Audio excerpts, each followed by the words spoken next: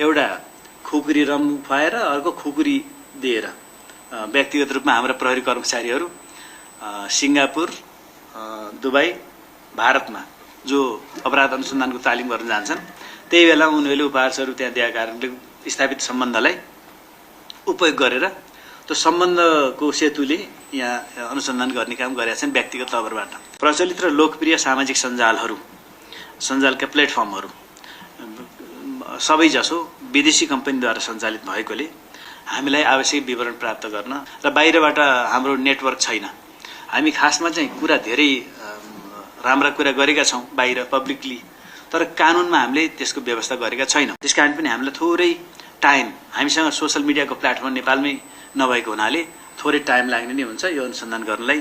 हाम्रो पकडमा भएर होइन, यो फेरि हाम्रो पकड बाहिर भएकोलाई हामीले दुईटा चिज भन्छौँ। हामीले एउटा खुकुरी रम खुवाएर अर्को खुकुरी दिएर व्यक्तिगत रूपमा हाम्रा प्रहरी कर्मचारीहरू सिङ्गापुर, दुबई, भारतमा जो अपराध अनुसन्धानको तालिम गर्न जान्छन् त्यही बेला उनीहरूले उपहार स्वरूप त्यहाँ दिएका कारणले स्थापित सम्बन्धलाई उपयोग गरेर त्यो सम्बन्धको सेतुले यहाँ अनुसन्धान गर्ने काम गरेका छन् व्यक्तिगत तवरबाट।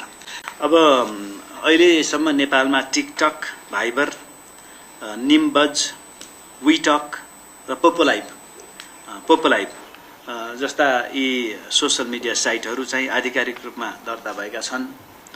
अब दर्ता नभएका प्लेटफर्महरू हेऱ्यो भने फेसबुक, इन्स्टाग्राम, व्हाट्सएप, यसको मातृ कम्पनीलाई हामी मेटा भन्छौँ।